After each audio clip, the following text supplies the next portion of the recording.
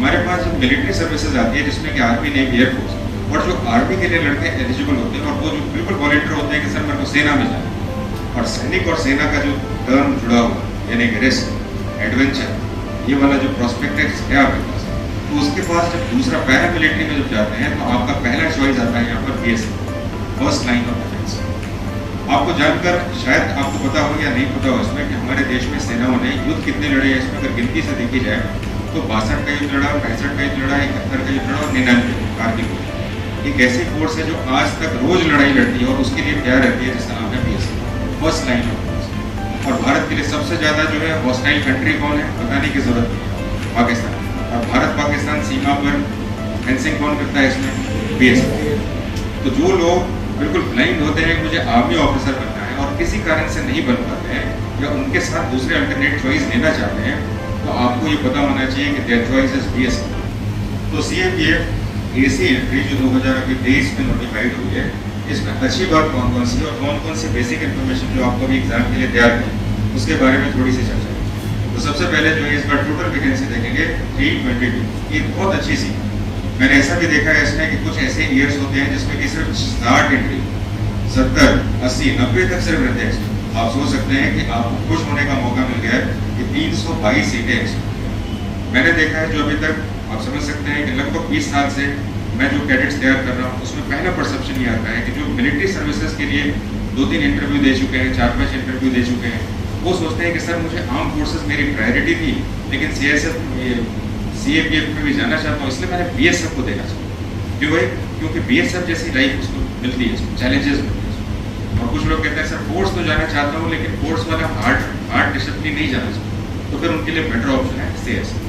तो ऐसे करके हमारे पास चॉइस वाले पार्ट्स होते हैं जिसमें कि आपको चॉइस दे रहे हैं। कोई गलत और कोई सही नहीं है, रैंक स्टेटस भी स्ट्रक्चर एक जैसा ही है, सभी में असिस्टेंट कमांडेंट ही कहते हैं इसमें, और सभी के पे स्केल्स भी एक हैं अगर हम रिस्क पोस्टिंग को छोड़ दें। तो हम अभी बात कर रहे हैं इसमें BSF में 86 सीटें हैं, CRPF 55 है, इसमें CSF में सबसे ज़्यादा सीटें 90। तब हम बात करते हैं इसमें कि इसकी क्राइटेरिया क्या है, एज क्राइटेरिया है। तो 20 साल का एज है इसमें मिनिमम और मैक्सिमम है 25 साल। तो बहुत बेसिक से आपने ग्रेजुएशन आपका होना चाहिए। नोटिफिकेशन के बारे में आप थोड़ा सा देख लीजिए। इसमें नोटिफिकेशन 26 अप्रैल 2023 को आ चुका है। इसमें फॉर्म भरने का तरीका आपका ऑनलाइन है और एग्जाम का डेट है आपका 6 अगस्त 2023। कभी कभी इसमें हमें प्रॉब्लम ये आता है स्कूल को कि हमें जो है जब फॉर्म भरना है तो हमारा एज क्या होगा, फॉर्म के नोटिफिकेशन के समय वाला एज लेना है और फिर अपने एज को लेकर माइनस करेंगे तो जो भी एज आएगा तो आपको पता चल जाएगा कि आप 25 साल से ज़्यादा है कि कम। यहाँ पर 25 साल का स्लैब जो है एक कंडीशन के साथ, क्योंकि ये देश की पैरा मिलिट्री है और पैरा मिलिट्री में रिजर्वेशन के स्कीम्स लागू होती हैं। मिलिट्री में रिजर्वेशन के स्कीम्स लागू नहीं होती और पैरा मिलिट्री में लागू होते हैं। मैं थोड़ा सा रिजर्वेशन से रिलेटेड कुछ बेसिक चीज़ों को कहता हूँ। अब देखते हैं रिजर्वेशन इसमें किसको किसको दिया जाता है। जो डोमिसाइल जम्मू कश्मीर के हैं आपके, तो उनको जो है 5 साल का एज रिलैक्सेशन दिया जाए। नेक्स्ट आपका जो OBC है उनको 3 साल का दिया जाए। मोटे तौर पर कहें आपको कि 25 साल का जनरल को दिया जाता है तो OBC को कितना दिया जाएगा, 28 साल दिया जाएगा। और अगर कोई सेंट्रल फोर्सेस में यानी कि सेंट्रल जॉब में हम रेलवे को ले सकते हैं और स्टेट जॉब में किसको ले सकते हैं, पुलिस को भी ले सकते हैं, लेकिन सचिवालय ले सकते हैं, सेक्रेटरीट का जॉब ले सकते हैं। तो कोई भी सेंट्रल का जॉब है और कोई भी स्टेट का जॉब है, अगर वो नौकरी कर चुका है इसमें और उसमें एक सर्विसमैन का भी कैटेगरी है उसके बाद, तो 5 साल का एज रिलैक्सेशन उसके लिए मान्य होगा। और शेड्यूल्ड ट्राइब और शेड्यूल्ड कास्ट के लिए भी 5 साल का रिजर्वेशन स्लैब बना हुआ, यानी कि मैक्सिमम अगर देखा जाए तो 25 साल जनरल के लिए है और मैक्सिमम 30 साल किसके लिए है, अदर कैटेगरीज के, एक्सेप्ट सिर्फ OBC के लिए जो कि 3 साल, यानी OBC 28 साल तक अपनी एलिजिबिलिटी शो करेगा और बाकी सब जो है 30 साल तक मैक्सिमम अपने एज का फायदा उठा पाएगा। अब यहाँ पर जो है दूसरा एक सेक्शन आता है इसमें कि सर इसमें जो है पेपर कैसे रहता है इसमें और पेपर का कट ऑफ कैसे रहता है, इसके ऊपर थोड़ा सा ये सबसे इम्पोर्टेंट बात है इसमें, इसका कट ऑफ के ऊपर भी बात। तो CAPF AC एग्जाम का पैटर्न जो है आपका वो 3 स्टेज का पैटर्न है आपका, जिसमें कि रिटन एग्जाम होता है आपका, उसके बाद आपका फिजिकल और मेडिकल टेस्ट होता है आपका, और तीसरा होता है आपका इंटरव्यू, 3 लेवल ऑफ एग्जामिनेशन। लेकिन पहला एग्जाम का जो टियर है आपका, उसी को सबसे ज़्यादा सीरियस लिया जाता है, क्योंकि बाकी में आपका अकॉर्ड में इतना ज़्यादा इंपॉर्टेंट ऑफिसर्स क्वालिटी के लिए नहीं, क्योंकि बाकी दौड़ और धूप तो आर्मी के जवान या बेसिक आपकी फिटनेस ही चेक की जाती है। यहाँ पर बेसिक फिटनेस इसलिए बोल रहा हूँ मैं क्योंकि इसमें जो आपकी एलिजिबिलिटी फिटनेस की है वो बहुत ही हाई नहीं है। यानी कि अगर मान लेते हैं कि नॉर्मल तरीके से अगर 100 मीटर की रेस अगर दौड़ा जाए तो कोई भी बच्चा जो है 15 सेकंड या 14 सेकंड में दौड़ जाए, और यहाँ पर 16 सेकंड जब दिया जा रहा है तो बहुत ज़्यादा हाई आपको एक्सपर्टीज़ रखने का ज़रूरत नहीं है। पेपर की बात करते हैं, स्टेज 1 में जो पेपर होता है इसमें, तो स्टेज 1 में आपके 2 पेपर्स होते हैं। पहला पेपर को कहते हैं जर्नल एबिलिटी एंड इंटेलिजेंस, और दूसरे को कहते हैं डिस्क्रिप्टिव पेपर ही सिर्फ कहते हैं इसमें। जनरली यहाँ पर जो सेकंड स्टेज होता है लोग इसको एक स्लैंग वर्ड यूज़ करते हैं, सर मुझे इंग्लिश पेपर की तैयारी करो, तो सेकंड पेपर को इंग्लिश पेपर कहते हैं, जबकि ये गलत वर्ड है इसमें, इसको डिस्क्रिप्टिव पेपर कहना चाहिए, और फर्स्ट पेपर को ऑब्जेक्टिव पेपर कहना चाहिए। और ये दोनों ही एक एग्जाम के 2 टियर यानी 2 भाग। पहले भाग में जो है आपको ऑब्जेक्टिव बेस्ड क्वेश्चन दिए जाते हैं जिनकी संख्या होती है 125 और 2 घंटे का पेपर होता है। यानी कि एक क्वेश्चन आपके 2 नंबर के होंगे, तो जाहिर सी बात है 125 × 2 = 250 मार्क्स का पहला पेपर, 2 घंटे का पेपर होता है। एग्जाम का स्टैंडर्ड यूपीएससी अपने लेवल पर रखती है, जो कि आप आदि हैं इसमें यूपीएससी के एग्जाम के क्वेश्चन को देखते। तो यहाँ पर जो है जनरली जो लोग हैं इसमें इस एग्जाम के स्टैंडर्ड में यहाँ पर फोकस थोड़ा सा ज़्यादा करिए। डिस्क्रिप्टिव पार्ट जो होता है इसमें आपका ऐसे राइटिंग कॉम्पिटिशन, ऐसे राइटिंग होता है आपका, इसमें आपका नोट मेकिंग होता है, इसमें आपका आर्ग्यूमेंट्स होता है, इसमें प्रेसी राइटिंग होता है, कॉम्प्रहेंशन होता है। कुल मिला के इसमें 6 डिफरेंट क्वेश्चन होते हैं, 6 क्वेश्चन होते हैं, जिसमें कि मैंने बताया आपको ऐसे हो गया। ऐसे सबसे ज़्यादा मार्क्स का होता है, जैसे कि 6 क्वेश्चन में से एक क्वेश्चन ऐसे जो होगा आपका अकेले 80 मार्क्स का, यानी कि 200 नंबर में से लगभग 50% अगर ऐसे ही हो गया तो जाहिर सी बात है लाइन शेयर है पूरे मार्क्स में। और 80 मार्क्स में भी एक ऑप्शन मिल रहा है आपको कि आइदर यू राइट इन हिंदी और इंग्लिश, और हिंदी इंग्लिश का दोनों ही ऑप्शन है आपके पास, तो आप इसको इंग्लिश पेपर कहें तो ये गलत है। यानी अगर आपके पास बेसिक एलिजिबिलिटी है, हिंदी लिखने का बहुत अच्छा आर्ट है आपके पास, आपको हिंदी में ऐसे में लिखना चाहिए। शॉर्ट ऐसे होते हैं और शॉर्ट ऐसे को लिखने में बहुत परेशानी नहीं होती। देखिए यहाँ पर मैं एक एडवाइस करना चाहूँगा आपको कि अगर आपने इसकी तैयारी हिंदी में कर ली तो बाद में आप नोट मेकिंग में, कॉम्प्रहेंशन में, प्रेसी में, आर्ग्यूमेंट में, वहाँ कोई तो इंग्लिश ही लिखना, उसमें हिंदी चॉइस नहीं। तो आप जब तैयारी कर रहे हैं इसमें, तो तैयारी में आप क्यों ना सिर्फ इंग्लिश का ही तैयारी करें।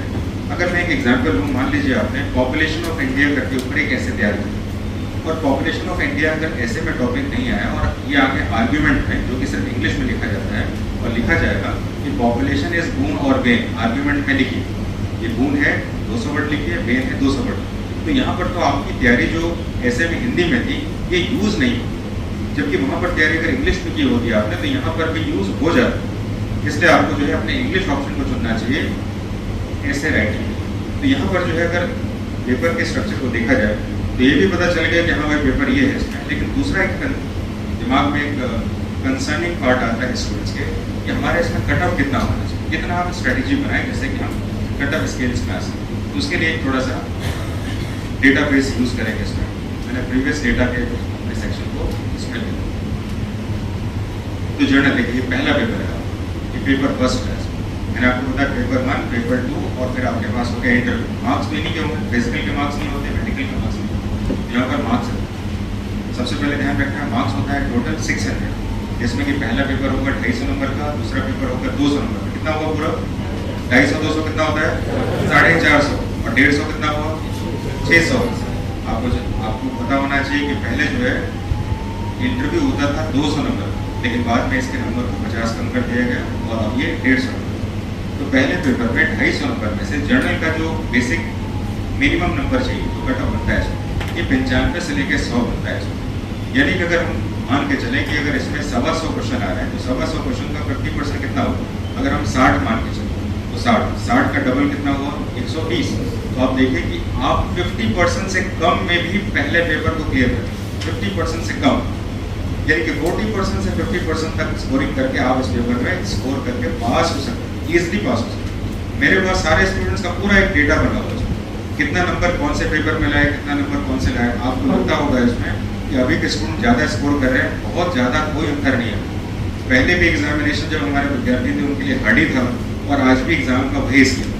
आपकी इंटेलिजेंस जो आज है पहले भी इंटेलिजेंस वैसे ही थी, पास होने वाले स्टूडेंट में कोई चेंजेस नहीं, वो पहले भी मेहनती थे और आज भी मेहनत, चाहे कितना भी उनको पढ़ा दें एग्जाम का क्वेश्चन हमेशा ही अपने स्टैंडर्ड पे ही। यहाँ पर अगर बैकवर्ड्स की बात करें इसमें तो सिर्फ मैं शेड्यूल कास्ट और शेड्यूल ट्राइब में देखें तो बहुत थोड़ा ज़्यादा अंतर आ जाता है। मिनिमम 77, यानी कि सोच रहे हैं इसमें 250 में से 77 से 85 यानी 80 के स्कोर में आप पास हो सकते हैं। ये मार्क्स का पैरामीटर काफ़ी इंपॉर्टेंट है, क्योंकि रिजर्व कैटेगरीज में अगर आप आ रहे हैं इसमें, तो आपके पास एक बहुत बढ़िया अपॉर्चुनिटी है कि आप अपने कम स्लैब में भी रिजल्ट को अक्वायर कर सकते हैं। कुछ फिजिकल फिटनेस के बारे में थोड़ी सी बेसिक इन्फॉर्मेशन ले लें इसमें, यानी कि आपका बेसिक प्रोफाइल क्या होना चाहिए। बेसिक प्रोफाइल एक बहुत ही एवरेज है आपका, इसमें कोई बहुत टॉल 165 सेंटीमीटर हाइट चाहिए मैन के लिए, वुमेन के लिए 157 सेंटीमीटर। और वेट का एक चार्ट है, वेट के एक चार्ट के अकॉर्डिंग आप जा सकते हैं। ये पहले मैंने वुमेन का बताया, वुमेन और वेट हो गया आपका। मैन का वेट आपका मिनिमम 50 होना चाहिए, वुमेन का 46 होना चाहिए। मिनिमम एज कैटेगरी है आपका। 100 मीटर की रेस जो है मेल 16 सेकंड में करना।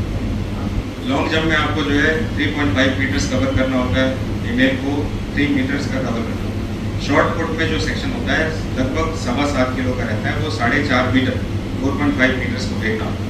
शॉर्ट पुट में इस बार जो है पहले 1 अटैम्प्ट दिए जाते थे, इस बार वो 3 अटैम्प्ट्स के सेक्शन को डाल दिया।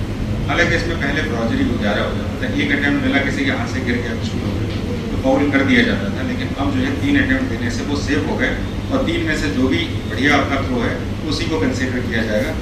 इस तरह से आपका जो है एग्ज़ाम का शेड्यूल करो। तो इस तरह से CAPF एग्ज़ाम के लिए आप लोग अपनी तैयारी स्टार्ट कर दीजिए। इसकी स्ट्रैटेजी जो होती है, इसमें सबसे पहले फोकस करिए पेपर 1 के लिए, जिसमें कि आपका बेसिक इंटेलिजेंस टेस्ट है, आपका general ability and intelligence test है आपका, जो कि 125 क्वेश्चन होगा और इसमें आपके एक क्वेश्चन 2 नंबर के, जो कि 250। सेकेंड पेपर की प्रैक्टिस आप लोग पहले से ही कर रहे हैं। मैं चाहूँगा कि पहले से करने वाले स्टूडेंट जो है, अभी मैं आपको रिपोर्टिंग बता कैसे एग्जाम को क्वालिफाई करें। अभी जो हमने करंट अफेयर्स की प्रैक्टिस की थी टेस्ट की, इस टेस्ट में करंट अफेयर्स का जो सेगमेंट है उसका हमारा एक्यूरेसी चेक है। हसन आप खड़े हो जाइए। अभी हमारे पास CDS का जो पेपर हुआ, CDS भी UPSC है आपका, CDS का पेपर हुआ, उसमें आपके करंट अफेयर्स की हमारी स्ट्रेटेजी में कितने क्वेश्चन है? Very good,